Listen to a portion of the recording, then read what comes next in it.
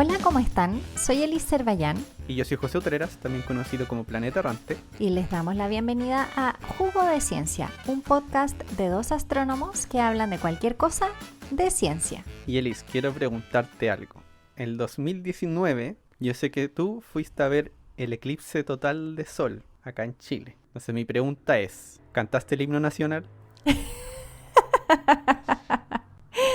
No canté el himno nacional, pero fue toda una travesía. Lo podemos contar en otro episodio, no hace falta que sea hoy, pero fue una travesía, es algo para contar a los nietos, eso seguro. Bueno, yo espero poder ver el de este año, que va a ser el 14 de diciembre en el sur de Chile, por allá por Temuco, Sí, la región de los lagos, la Araucanía.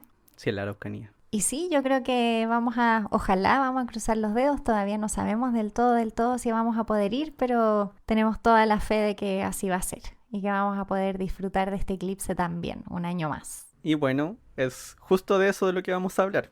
Vamos a hablar de eclipses, pero específicamente de eclipses solares. Así, para estar bien informado, bueno, en realidad no sé si bien informado, porque vamos a hablar mucho de historia, de cosas que se pensaban antes sobre los eclipses solares, cómo fuimos averiguando cosas y para qué sirven o para qué nos han servido los eclipses desde el punto de vista de la ciencia. Y por ahí hay varias historias entretenidas. Yo por lo menos encuentro que hay varias historias súper interesantes detrás de los eclipses. Bueno, yo creo que todos los eventos que son inusuales tienen muchas leyendas y muchas historias detrás de ellos. Es normal, nosotros ahora tenemos acceso a muchísima información, pero si pensamos antiguamente, la gente no conocía a otras personas que hubiesen visto eclipses, no estaban preparados para lo que iban a ver. Así que hay muchas historias alrededor Claro, de eso. cierto, eso es cierto. Es muy raro que pase un eclipse por el mismo lugar muy seguido. Así que sí, esas son historias que se contaban de forma oral. Claro, al final se basaba como en la experiencia de los antepasados y también eran historias que tenían que ver muchas veces con un único evento que había sucedido. Entonces no podían generalizar tampoco porque sabían de la historia de uno, bueno, algunas civilizaciones conocían más, pero ya eran cosas mucho más lejanas. Y el evento en sí es muy impresionante, así que es normal que haya habido, digamos, mucha inquietud, por decirlo de alguna manera, alrededor de estos eventos. Claro, sí, imagínate, de repente se oscurece todo de la nada. Qué susto. Sí, qué susto. Sí, es una sensación bien especial, así que ahí la vamos a poder vivir el 14 de diciembre, José. Crucemos los dedos para que Crucemos así los sea. dedos, sí. Ya, ¿y con qué vamos a partir? Yo creo que tú tienes la historia más antigua sobre los eclipses. Puede ser, puede ser. Se van a imaginar que esto va a ser una historia muy parcial, porque no vamos a empezar así como en el principio de los tiempos que podríamos. Que así como el Big Bang. Claro.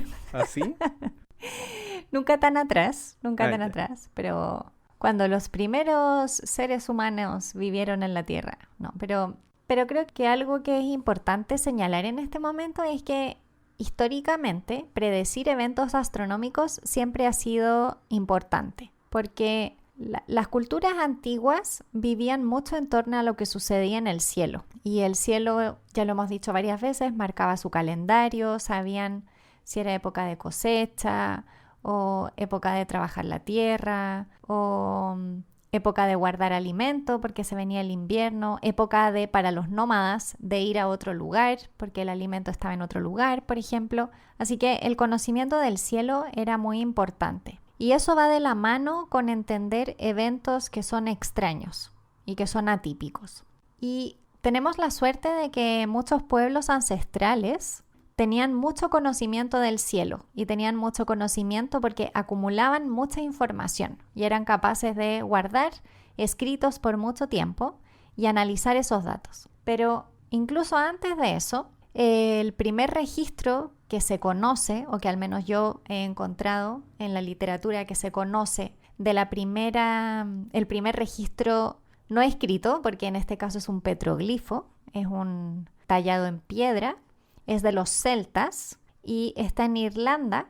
Es un tallado muy bonito donde se ve una especie de conjunto de círculos concéntricos grandes y luego otro conjunto un poco más pequeño que está como un poco encima del grande. Y los arqueólogos creen que eso representa un eclipse, porque un eclipse solar tiene que ver con el Sol y la Luna. Así que los arqueólogos identifican este petroglifo como un eclipse solar y lo datan del año 3340 a.C. Esa es como la primera representación gráfica que se conoce de un eclipse. Claro, pero seguramente, bueno, yo me imagino que tal vez ellos no sabían que era la luna. Esa es mi duda. No lo sé, habría que preguntarle a los arqueólogos, porque yo también me pregunto cómo los arqueólogos saben que son el Sol y la Luna. A lo mejor es una representación típica para estos astros, ¿puede ser? No lo sé, no sé nada de esto como para hacer ninguna afirmación al respecto. Si es solo que había visto por ahí que ya la interpretación más correcta se vino a dar mucho tiempo después. Por eso tenía la duda, pero bueno, podría ser. No hay mucha información de esas civilizaciones como para saber qué era lo que pensaban. Bueno, yo creo que de todas formas cuando tú ves un eclipse ves que hay algo pasando delante de otro algo, por decirlo así. Así que quizás sí tenían alguna noción de lo que estaban viendo. Aunque por las historias, tal vez no. Tal vez no. Porque tiene una historia súper loca respecto a los eclipses. Sí, bueno, ahí vamos a llegar a eso. También hay otros registros de China, por ejemplo, del 2136 antes de Cristo. Y ya en China se sabe que intentaban predecir los eclipses o tenían algún sistema de predicción. Claro, eso ya es raro, o sea, que ya tuviesen un sistema de predicción para ese tiempo. Sí, a uno se sorprende porque el avance de la astronomía es bastante reciente en muchas cosas y a mí me sorprende que nos hayamos demorado tanto en darnos cuenta de ciertas cosas, siendo que 3000 años antes de Cristo o 2000 años y algo ya eran capaces de predecir eclipses. Es como, ¿qué nos pasó? Sí. ¿Qué nos pasó en el camino? Caímos en la perdición. Sí, ya, pero volvamos a la historia, esa de China, que es divertida. Bueno, hay un texto de China que dice lo siguiente. Dice, aquí yacen los cuerpos de Xi y Ho. Bueno, ustedes saben que nuestras pronunciaciones son lo que son. Aquí yacen los cuerpos de Xi y Ho, cuyo destino, aunque triste, era visible. Morir por no prever un eclipse que era invisible. Y si uno piensa en estas palabras, que son un poco poéticas, pero ahí utiliza la palabra prever. Bueno, y aquí también se tienen que imaginar que nosotros tuvimos que confiar en la traducción de otra persona, porque aquí ninguno de los dos habla chino, así que nos imaginamos que la traducción está bien. Pero de todas formas, en los textos donde se menciona esta pequeña frase, se habla de que efectivamente el hecho de que utilizaran la palabra prever habla de que ellos ya eran capaces de predecir de alguna manera. No tenemos, obviamente, a través de este texto ninguna capacidad de saber con qué precisión lo hacían, pero predecían. Y la historia dice que estos dos señores, Xi y Ho, que a lo mejor no eran señores y eran señoras, no tenemos ni idea, eran como astrónomos del emperador y su trabajo era efectivamente estudiar el cielo. Y parece ser que hubo un eclipse y ellos no avisaron. Claro, o sea, por lo que dice la historia, el emperador es como cuando uno dice se enteró por la prensa. el emperador se enteró que había un eclipse cuando la gente estaba caceroleando afuera para ahuyentar al dragón que se estaba comiendo al sol. Y ahí fue cuando se enteró que había un eclipse. Fue como, ¿pero cómo? No me avisaron. Nadie me avisó. Estos astrónomos de pacotilla de que había un eclipse. Y bueno, les costó la vida. Ese es el resumen.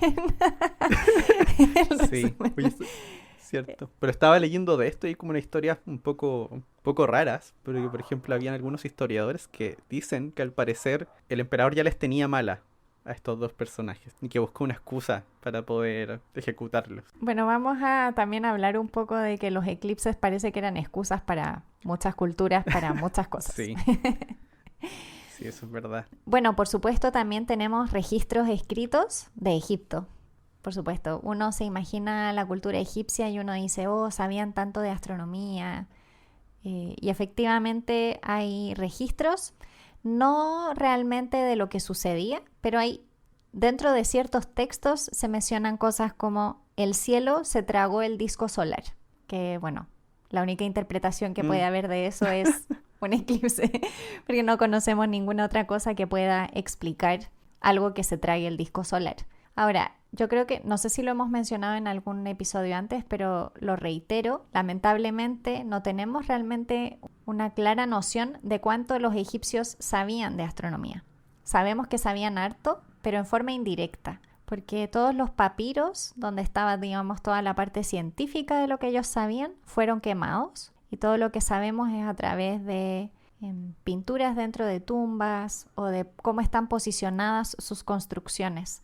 Pero lamentablemente no tenemos la información real de qué tanto sabían, que obvio que sabemos que sabían harto, pero sería genial haber encontrado un papiro sobre eclipses, por ejemplo, pero no tenemos eso. Claro, por lo general son escritos de historias que pasaron durante eclipses lo que más hay. Y por ejemplo había otra historia de China, que encontraron una representación de lo que parecía ser un eclipse, o sea, eso es lo que se cree que es una representación de un eclipse solar, que estaba grabado en una caparazón de tortuga y que tenía una inscripción que decía: 3 llamas se comieron al sol y grandes estrellas se pudieron ver.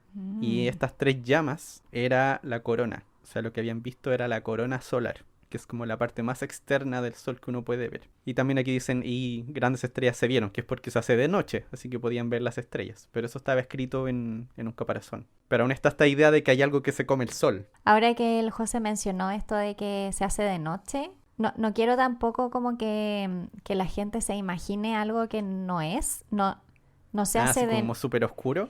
Sí, no se hace de noche como que tienes que prender las luces de los edificios, digamos.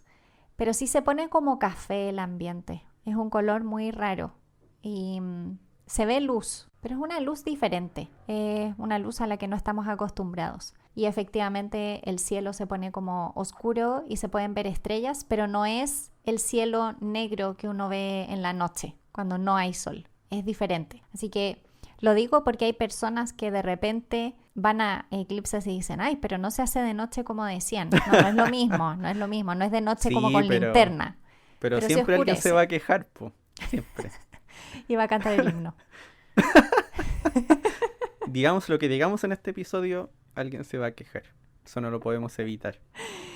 Sí, es verdad, es verdad. Bueno, hablaba de José de que habían muchos mitos y supersticiones alrededor de estos eventos. También tenemos que pensar que en la antigüedad el conocimiento estaba limitado a un grupo muy pequeño de personas. Y entonces la gente de la población tenía leyendas para explicar estas cosas. Y bueno, José dijo que en China era un dragón el que se comía el sol. Por ejemplo, en India había un dios que se llamaba Raju. Ah, el de la cabeza, bueno. ¿El de la cabeza? ¿Qué cabeza? Sí, la cabeza, que a alguien le cortan la cabeza y que se trata de comer el sol. Pero no puede, porque como es una cabeza, el sol sale por el otro lado. Sí, po, que se hace inmortal, pero le cortan la cabeza y es una cabeza inmortal.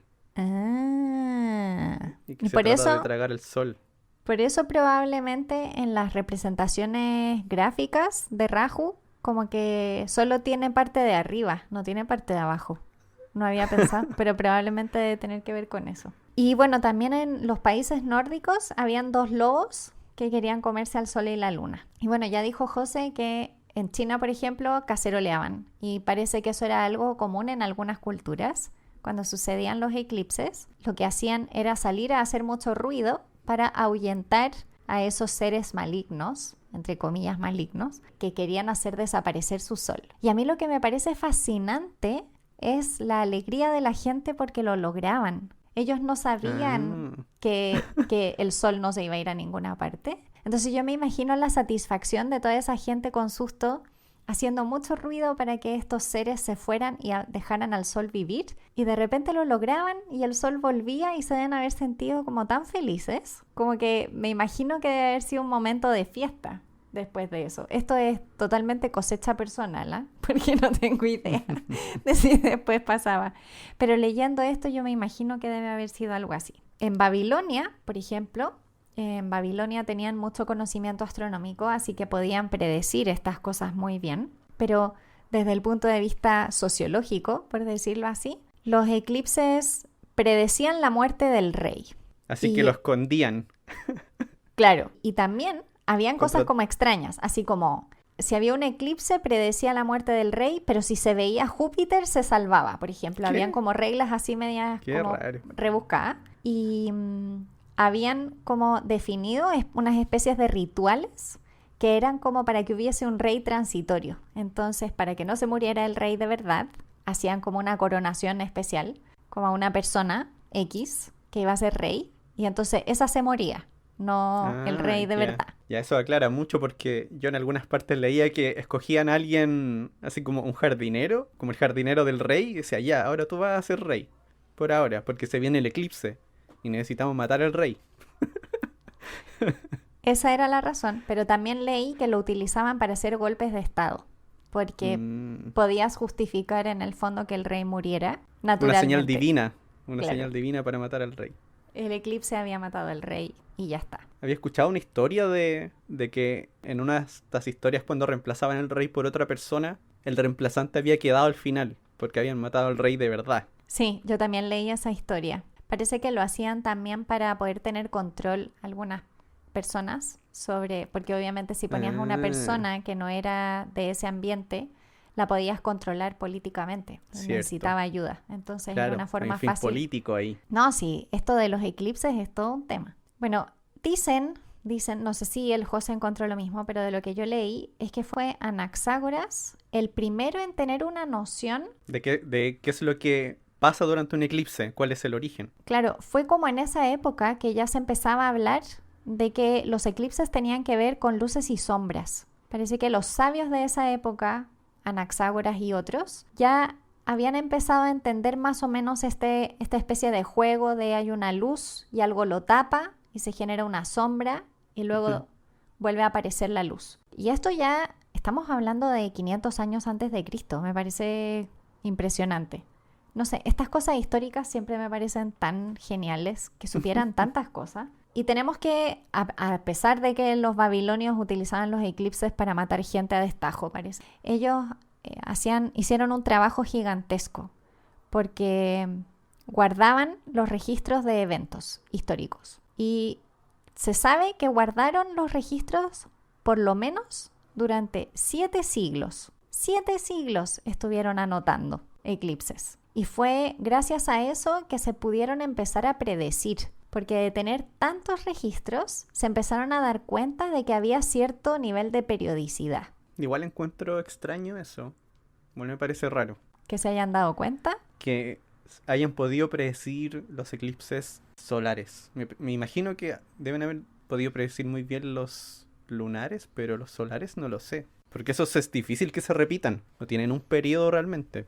En un lugar fijo. O sea, estoy de acuerdo contigo, pero el hecho es que si hay registros como de eclipses solares predichos, o sea, sí tenían cierto grado, Mm, eran capaces de predecir de alguna forma. Así que sí, yo creo que es difícil un poco entender cuál es toda la lógica detrás de sus predicciones, pero de ujú. que las habían, las habían. Y de ahí nace el famosísimo ciclo de Saros, que es el famoso ciclo de 223 meses, que son más o menos 18 años, y que lo que ellos calculaban es que en ese periodo habían alrededor de 38 posibles eclipses. Y Mm. entonces eso se repetía y el ciclo de Saros tiene por supuesto error, porque ellos no entendían esta combinación de movimientos, pero sí lograban dentro de todo hacer unas predicciones bastante certeras, sobre todo pensando en la época en la que estamos. La genialidad que tuvo Anaxágoras, se supone,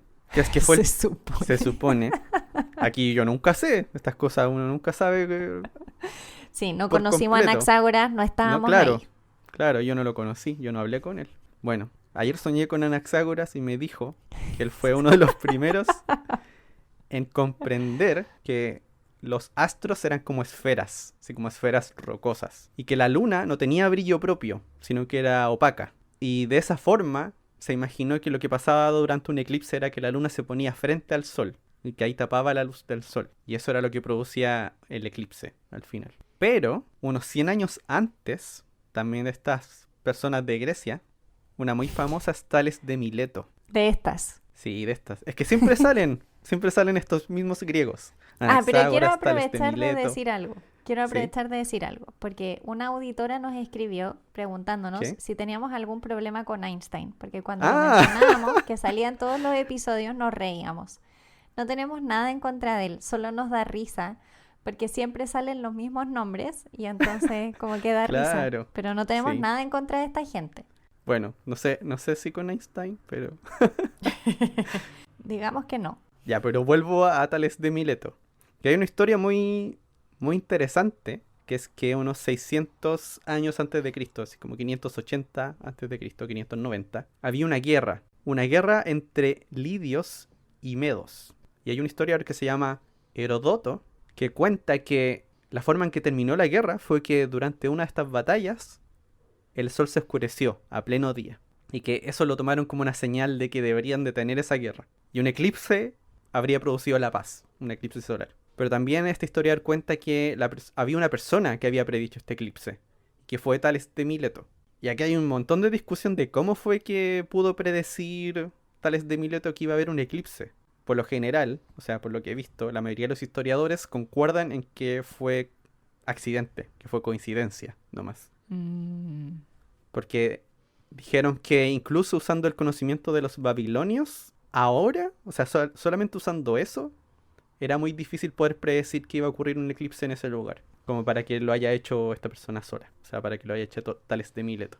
Pero encontré interesante esta historia de que un eclipse acabó con una guerra. esa no la sabía. Buena historia. Y hablando del conocimiento de los babilonios, hay algo de lo que a mí siempre me gusta hablar, que se llama el mecanismo de Antiquitera, que es la primera calculadora mecánica de la historia. En el fondo es un conjunto de engranajes que se data del siglo II o siglo III antes de Cristo. La encontraron en el fondo del mar y llevan tiempo investigándola. Y resulta que los engranajes predicen eventos astronómicos, entre ellos eclipses. Todavía no se sabe bien cómo funciona exactamente la calculadora y además, por razones obvias, está en un estado pésimo. Así que yo creo que nos vamos a demorar en poder entender bien cómo funciona. Pero yo me imagino que esta calculadora lo que tiene dentro es justamente todo el conocimiento de los babilonios y un par de siglos más, porque en el fondo cada engranaje representa un poco el movimiento de un astro. Y a mí lo que me sorprende de esto, y lo sigo repitiendo, es que ellos no entendían cómo funcionaba ni siquiera el sistema solar. Así que en el fondo es como que igual lo tenían ahí. Quizás estaban buscando un patrón de Claro, cierta forma, pero de la forma en que lo estaban haciendo igual estaban cerca, en ese sentido. sí, yo creo que si uno se imagina lo que sabían y que hayan logrado que estos engranajes giren y que hayan sido capaces de predecir qué iba a suceder, me parece impresionante. Y yo creo que cuando entendamos bien eso, creo que vamos a tener mucho más claro qué es lo que sabían y qué no. Porque siento que ahí es donde está como el cálculo metido, dentro de la calculadora. A ver si sacan más papers del mecanismo Antiquitera. Pónganse las pilas, equipo del mecanismo Antiquitera. No, pobre gente, debe ser súper difícil. Yo de verdad no entiendo cómo lo hacen. Yo lo veo y digo, pero ¿cómo pueden hacer algo con esto? Me cuesta pensarlo en realidad. Con lo viejo que está y lo deteriorado. Sí, yo los invito a buscar en internet. Hay unos videos de radiografías que les han tomado. Entonces ven las distintas capas del mecanismo porque no lo pueden desarmar. Súper interesante. Ya, y con esta última historia, ahora nos vamos a una pausa. Para después seguir con la historia, pero aquí ya vamos a entrar más a hablar de la ciencia. O por lo menos de intentos de entender lo que estaba pasando y las nuevas cosas que comenzaron a descubrir las personas que estudiaban los eclipses. Así que vamos y volvemos.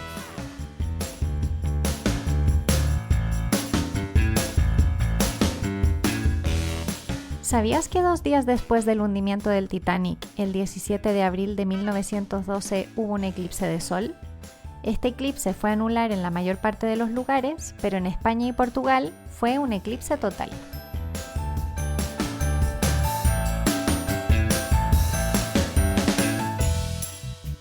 Y ya estamos de vuelta para seguir hablando un poquito de la historia de los eclipses antes de adentrarnos a la ciencia. Nos quedamos con el mecanismo de Antiquitera, siglo II o III Sí. antes de Cristo. Oye, pregunta así para la gente que vaya a buscarlo después. ¿Cómo se escribe Antiquitera? Se ¿Cómo lo escribe leerías? ¿Cómo lo leerías? En español. Antifitera, con C. ¿Qué? Anticitera. por si acaso. Tampoco sé si se pronuncia así, pero bueno. Sí, en mi cabeza estaba como antichitera o algo así. No sé por qué. Sí, Y yo tal no vez estoy sé. poniendo letras entre medio. Yo le digo antiquitera, pero la verdad es que no sé cómo se dice. Yo tampoco. Ah, ya. Ahora, no sé, yo voy a dar un salto grande. Porque Es que en la historia de la astronomía, igual más o menos uno se pega siempre este salto, sí, como de 17 siglos, así como de golpe. claro, el salto de siempre de 17 siglos. Aquí donde viene de nuevo. Y en este salto de 17 siglos, llegamos de hecho a 1715. Que son más de 17 siglos, son De como hecho, sí, 19. desde el punto que quedamos, cierto.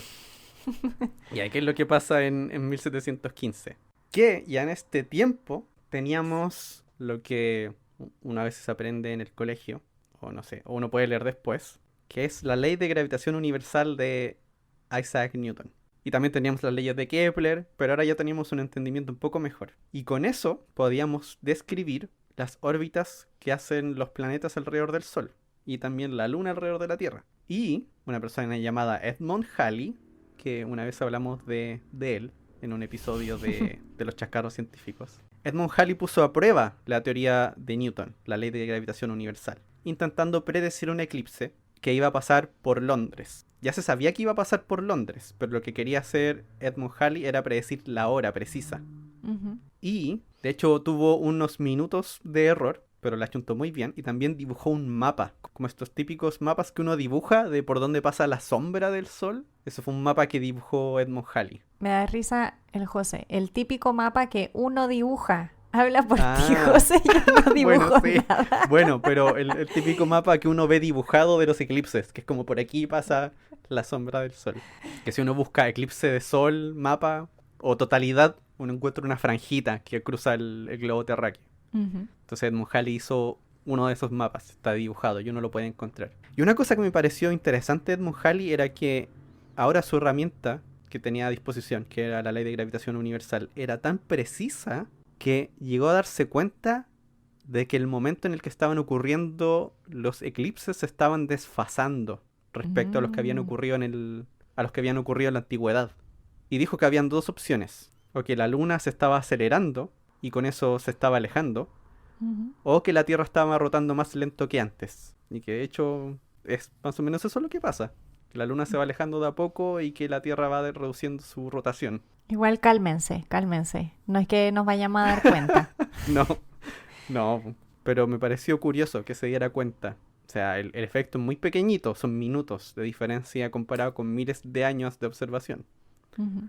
Pero eso es curioso. Igual parece que fue Kepler, ¿no? Como la persona que le dio una explicación aceptada de los eclipses a la gente, ¿o no? Eso Uy, no tenía lo sé. entendido yo, que fue Kepler el que finalmente explicó esta relación entre el Sol y la Luna y que Mm, efectivamente era la Luna que pasaba por delante del Sol, que bloqueaba su luz, se veía oscuro y luego seguía avanzando. Eso fue un poquito antes. sí, sí, eso fue de haber sido como unos 20 años antes o tal vez 30 Ujú. años antes. Pero hay otra cosa que dijo Kepler en ese tiempo.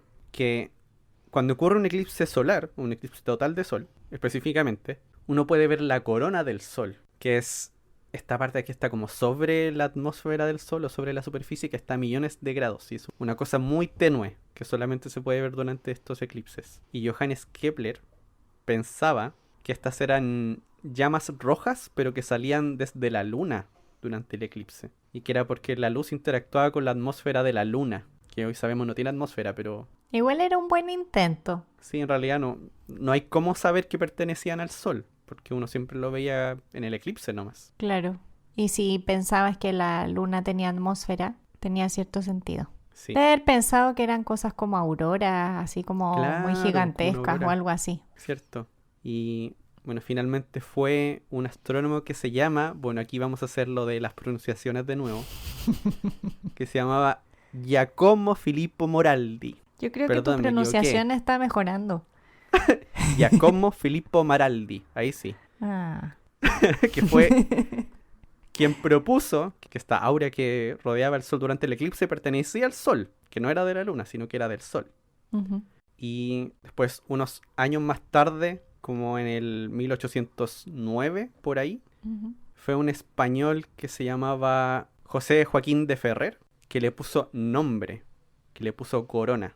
Porque Mm. él escribió en un texto, aquí dice, el disco solar aparece definido, muy oscuro, en contraste con la corona luminosa. Bueno, y la corona hoy en día se sigue estudiando en los eclipses. O sea, sigue siendo como una fascinación de ciertos científicos poder estudiar también esta corona que se ve a simple vista en los eclipses y que si no tienes que utilizar como un coronógrafo, que es un Claro, instrumento especial para poder observar la corona. claro, que es para tapar el sol al final. Es para hacer un eclipse de mentira. Sí, sí. Bueno, y también para las fotos. Para las fotos es muy bacán la corona. Porque siempre los eclipses se llena de fotos del eclipse con la corona alrededor. Es que se ve muy bonito. Sí. Y bueno, otra de las cosas que a la gente le gusta ver durante un eclipse, además de la corona, son las perlas de Bailey. ¿Has visto fotos de las perlas de Bailey, Elise? Sí, sí, he visto fotos. No son fáciles de ver a simple No, vista las perlas de Bailey. Hay que estar como... Es que pasa todo muy rápido en el eclipse. claro. Y ahí, en el caso en el que se descubrieron, ya era viendo con telescopios.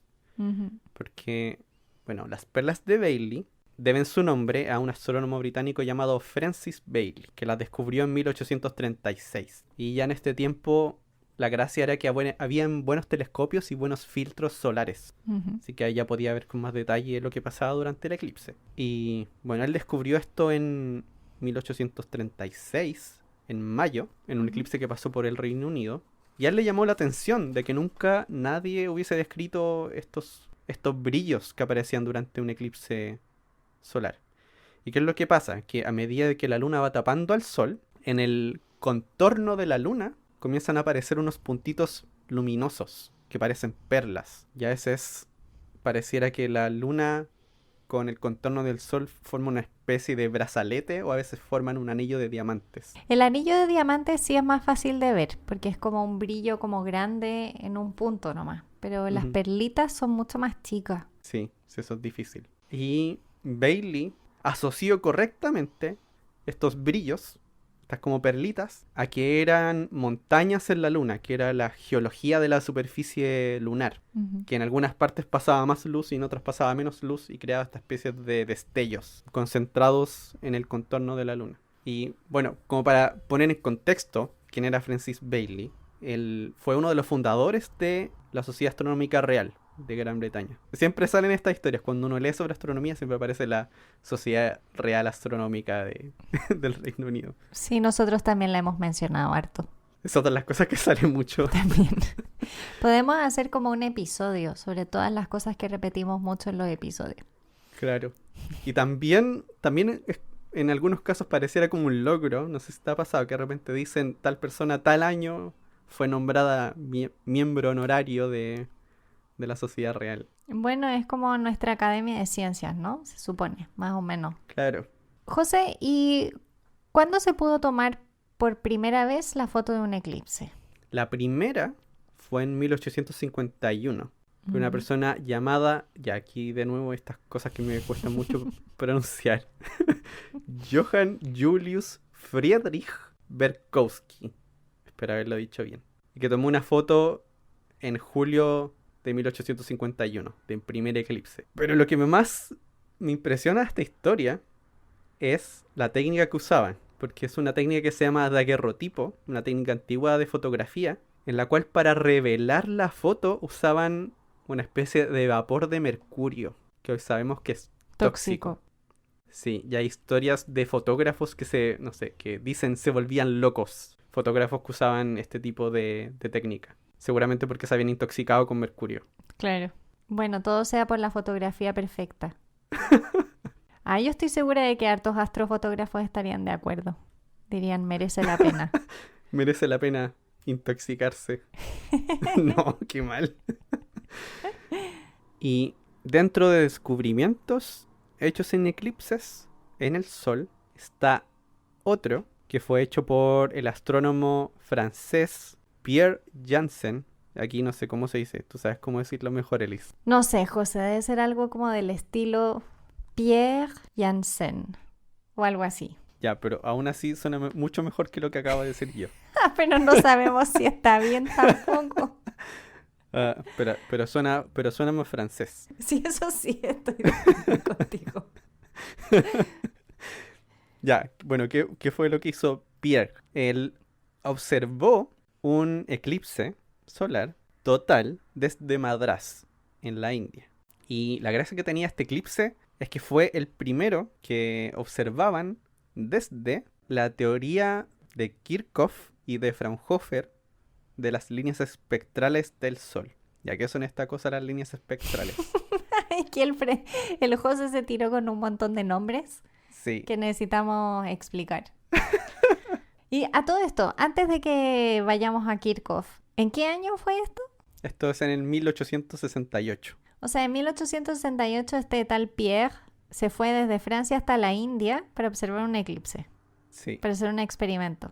claro. ¿Nos puedes adelantar si volvió vivo? ¿Alcanzó a volver vivo? Sí, Porque sí es como... volvió. Ah, ya. Porque en esta historia es típico que alguien se muere en el camino. Ya, ok. No, sí Por lo volvió. menos sabemos que volvió. Ya.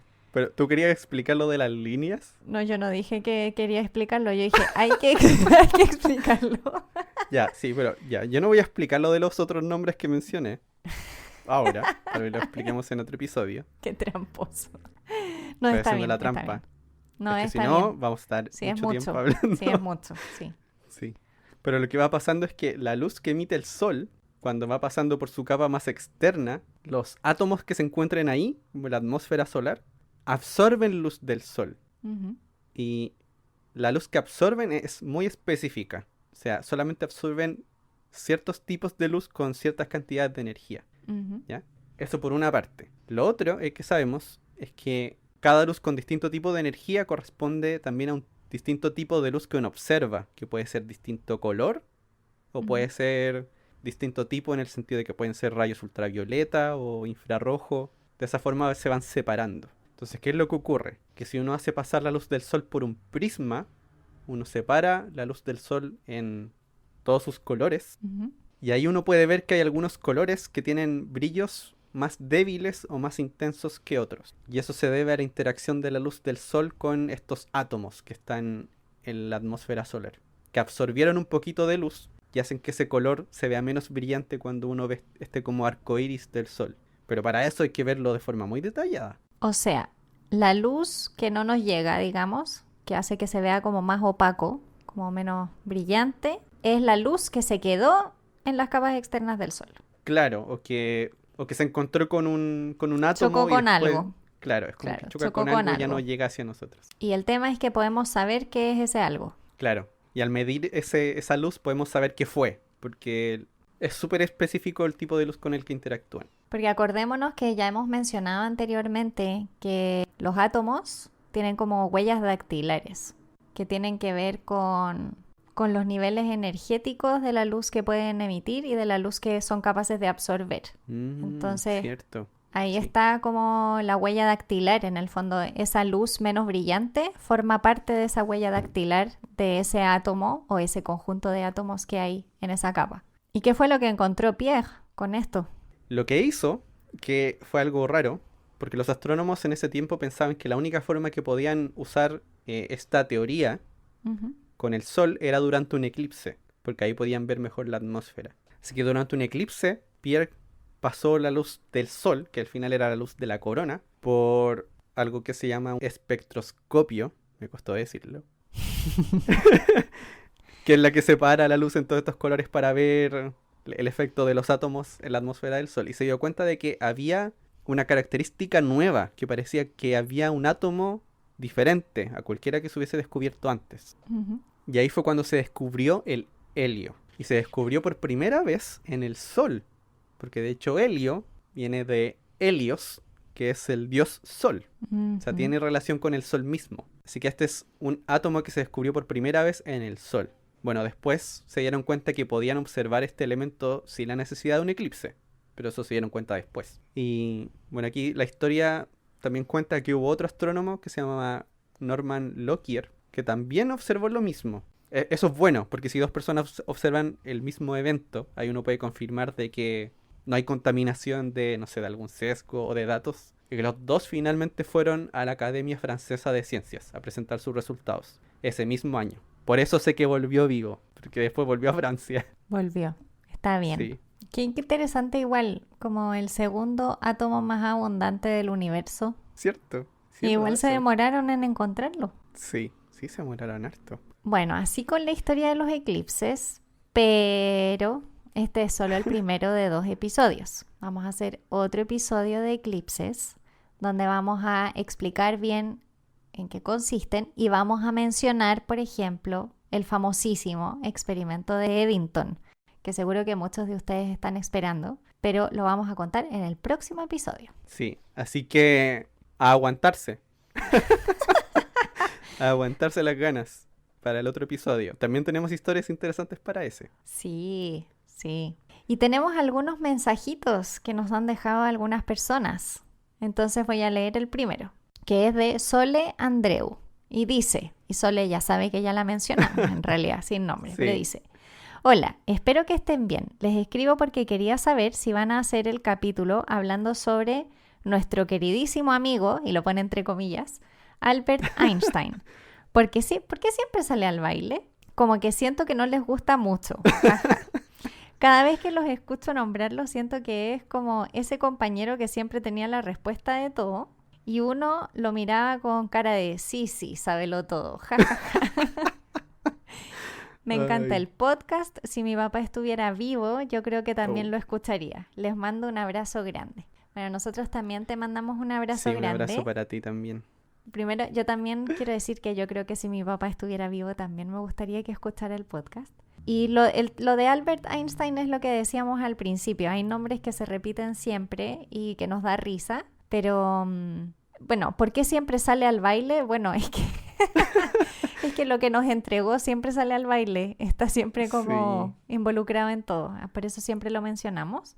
Y quizás sí, quizás es un poco como el compañero sabelotodo. Es como el científico que nos entrega como esta teoría que está siempre como detrás de tantas cosas. Pero yo creo que sí, probablemente alguna vez vamos a hacer un episodio de él y ahí ya nos tendremos que poner más serios y no reírnos, José, nada que ver. ¿Qué? ¿Pero por qué? Me gusta reírme. Y ahora estaba pensando que de hecho en la parte 2 del episodio de Eclipses vamos a hablar de Albert Einstein. ¿Verdad? Ay, ay. Así que va a salir de nuevo. Ya lo sabemos, ya sabemos que va a salir otra vez. Bueno, también nos llegó otro mensaje de Alfredo Navarrete. Yo sé que él es fiel seguidor porque nos escribe mucho.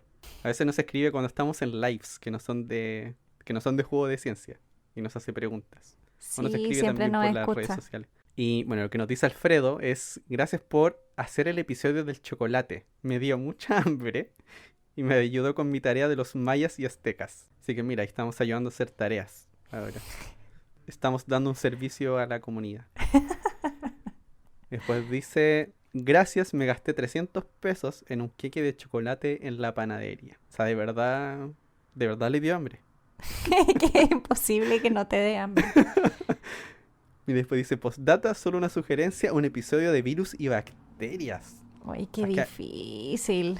Sí, pero me interesa mucho eso, pero siento que primero me tengo que leer un libro. Sí, yo creo que vamos a tener que estudiar. Sí, Cuando tomemos sí, el receso de verano. sí. Yo sé que hay un libro bueno que se llama Yo contengo multitudes, por si a alguien le interesa aprender sobre bacterias. Bueno, agradecemos a todas las personas que nos mandan estos mensajitos y aprovechamos de recordarles que ahora nos pueden ayudar en Patreon y así nuestro podcast va a seguir y va a ser cada día mejor. Le vamos a poner cada vez más empeño, que se lo ponemos igual, ¿ah? No se sientan obligados. Y para eso pueden ir a patreon.com/jugo de ciencia. Bueno, y recuerden que si quieren ponerse en contacto con nosotros, como lo hicieron Sole y Alfredo, somos Jugo de Ciencia en Twitter, Instagram y Facebook. O también pueden escribirnos directamente a jugodeciencia@gmail.com. Esperamos que este episodio les haya gustado mucho y nos vemos en el próximo. ¡Chao! ¡Chao!